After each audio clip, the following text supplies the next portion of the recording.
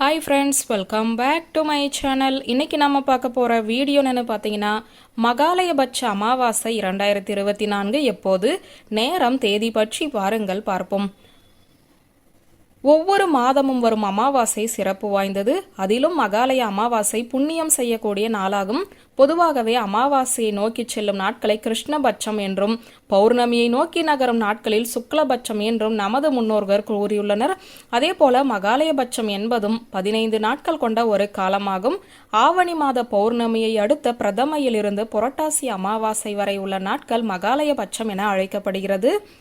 புரட்டாசி மாத சனிக்கிழமையில்தான் சனி பகவான் அவதரித்தார் என சொல்லப்படுவதால் சனியால் பாதிப்பு இருப்பவர்கள் புரட்டாசியில் விரதம் இருந்தால் அதிலிருந்து விடுபடலாம்.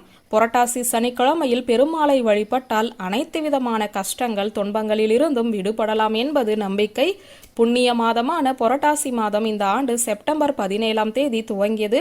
புரட்டாசியின் முதல் மற்றும் கடைசி ஆகிய 2 நாட்களுமே பௌர்ணமி திதியாக அமைவதால் இந்த நாளில் செய்யப்படும் சத்யநாராயண பூஜை மிகவும் சிறப்பு வாய்ந்ததாகும்.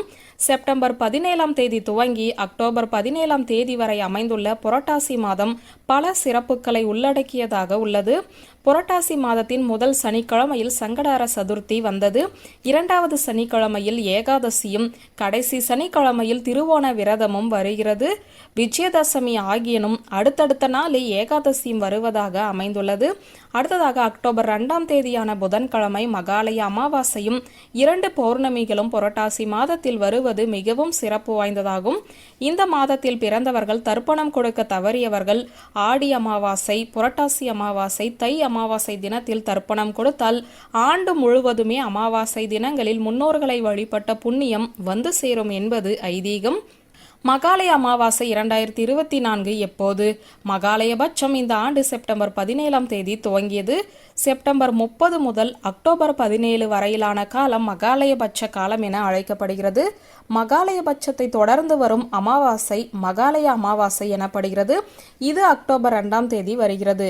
இந்த 15 நாட்களும் பித்ருக்களுக்கு உரிய காலம். இந்த நேரத்தில் முன்னோர்களுக்கு விரதம் இருப்பதினால் இந்த நாட்களில் சுப காரியங்கள் ஏதும் நடத்தப்படுவதில்லை. இந்த ஆண்டு மகாலய அமாவாசை புதன்கிழமை வருகிறது. அன்றைய தினம் முன்னோர்களை வரவேற்கும் விதமாக தர்ப்பணம் கொடுப்பது சிறப்பாகும். இதில் பித்ருக்களுக்கு மிகவும் பிடித்தது எள்ளும் தண்ணீரும் இறைப்பதாகும். இது எளிமையான தர்ப்பணம் கொடுக்கும் முறை. இப்போது தர்ப்பணம் கொடுக்க உகந்த நேரம் என்ன என்பதை பார்ப்போம். நமது முன்னோர்களுக்கு தர்ப்பணம் கொடுக்க அக்டோபர் 2ஆம் தேதி காலை 6 மணியிலிருந்து 1 மணி வரை தர்ப்பணம் கொடுக்கலாம். ராகு காலம் மற்றும் யமகண்ட நேரத்தை தவிர்த்து கொள்ளவும். இன்றைய நாளில் உகந்த நேரத்தில் இப்படி தர்ப்பணம் கொடுப்பதினால் நமக்கு மட்டுமல்லாமல் நம் தலைமுறையினருக்கும் அவர்களின் ஆசி கிடைக்கும் என்பது நம்பிக்கை. நதிக்கரையிலோ கடற்கரையிலோ முன்னோரை நினைத்து சிறிது எள்ளும் தண்ணீரும் தர்ப்பணம் செய்தாலே அவர்களது தாகமும் பசியும் அடங்கிவிடும் என கூறுகிறார்கள் புராணங்கள். அவர்கள் மனம் குளிர அன்னதானம், வஸ்திரதானம், பழ வகைகள் தானம் போன்றவற்றை செய்தால் நன்மை பயக்கும். முன்னோர்களையும் ஒற்றார் உறவினர் தெரிந்தவர்கள் என்று அனைத்து காருண்ய பித்ருக்களையும் நினைத்து வழிபாடு செய்யுங்கள். இயன்ற அளவு தானங்கள் செய்து முன்னோர்களது ஆசியை பெறுங்கள். வியூவர்ஸ், இந்த வீடியோ உங்களுக்கு பிடித்திருந்த லைக், கமெண்ட், ஷேர் பண்ணுங்க. நன்றி.